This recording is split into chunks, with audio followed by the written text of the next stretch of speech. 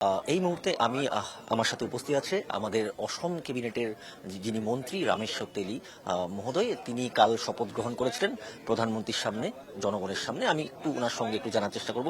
সবার প্রথম আপনাকে শুভেচ্ছা নিউজ লাইভ বাংলার তরফ থেকে। কাল আপনি শপথ গ্রহণ করেছেন আর মন্ত্রিত্ব দায়িত্ব আপনাকে দেওয়া হয়েছে। এখন বিশেষ করে আপনার মূল কাজটা কি হবে? দেখেন, এখন আমরা উপস্থিত আছি আমাদের নবগ্রহ মন্দির। এখানে একটা শ্মশান আছে, আর এইখানেই আমাদের আসামের ফার্স্ট মুখ্যমন্ত্রী, প্রথম মুখ্যমন্ত্রী লোকপ্রিয় গোপীনাথ বরদলৈর সমাধিটা এখানে আছে। আর গোপীনাথ বরদলৈ যেরকম কাজ করছিল আসামিয়া মানুষের জন্য, আর আমার মুখ্যমন্ত্রীও তার আদর্শ হিসাবে নিয়েছে। আর আজকে এখানে শ্রদ্ধাঞ্জলি জ্ঞাপন করা হইব, আর তারপরে কাজ শুরু হইব আজকে থেকে। আর দুইটা সময় ক্যাবিনেট আছে, আর কালকে শপথ গ্রহণ হয়ে গেছে। একটা প্রায় 1 লাখ অধিক মানুষের একত্রিত হয়েছিল কালকে।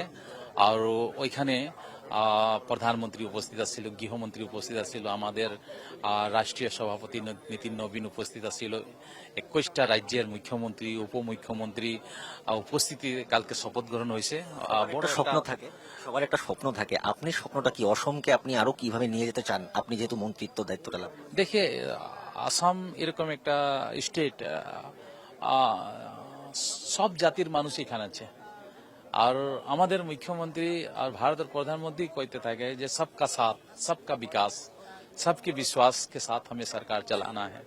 আর আমরাও এরকম কাজ করুন, হ্যাঁ, এরকম কাজ করা হবো। আর মুখ্যমন্ত্রী ডক্টর হিমন্ত বিশ্ব শর্মা ডাঙ্গরিয়া আমাদের মুখ্যমন্ত্রী ছিল, তেও যেগুলা কাজ করছে মানুষের জানে যে একটা কাজ করা মানুষ হয়েছে ডক্টর হিমন্ত বিশ্ব শর্মা।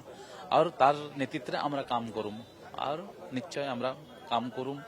ডিপার্টমেন্ট ছোট বড় ডিপার্টমেন্ট না, যেটা ডিপার্টমেন্ট পামু তাকে ভালো থেকে করতে চেষ্টা করবো। বিজেপি আসার পর টি ট্রাইবে কিন্তু অনেক উন্নতি হয়েছে। টি ট্রাইবে আপনিও একজন টি ট্রাইবকে আপনি প্রতিনিধিত্ব করেন। এইভাবে আপনি 5 বছরটাতে আপনি কি বিশেষ করে দেখতে চান? দেখে, বাগানের মানুষের বহুত সমস্যা ছিল, কারণ আমরাও বাগানের মানুষ। আমরাও বাগানের একটা সংগঠন ছিল, আসাম টি ট্রাইব স্টুডেন্ট ইউনিয়ন আমরা করতাম। অনেক সমস্যা ছিল, কিন্তু ডক্টর হিমন্ত বিশ্ব শর্মা মুখ্যমন্ত্রী হওয়ার পরে এখন 100 যদি সমস্যা ছিল, তো 90টা সমস্যা সমাধান হয়ে গেছে। আর 10টা সমস্যা আছে, 100% 5 বছরে এই সমস্যাগুলোও সমাধান হয়ে যাবে। বছর হয়তো লাগবে না, 5 বছর লাগবে না, 1-2 বছরে হয়তো সমাধান হয়ে যাবে। আপনাকে আবার ধন্যবাদ, অনেক ধন্যবাদ নিউজ লাইভ বাংলা তরফ থেকে। আপনার এই 5টা বছর কার্যকাল যেন শুভ হোক, আপনি যেন আরো অসমের জন্য কাজ করতে পারেন। ইনি ছিলেন আমাদের অসমের ক্যাবিনেটের যিনি মন্ত্রী রামেশ্বর তেলী মহোদয়। আর টি টাইপ দিকে তিনি বিলং করেন। আর এইবার 5 বছরটা কি করবেন তিনি নিউজ লাইভ বাংলা দর্শকদেরকে বললেন। আমরা শুভেচ্ছা জানাচ্ছি।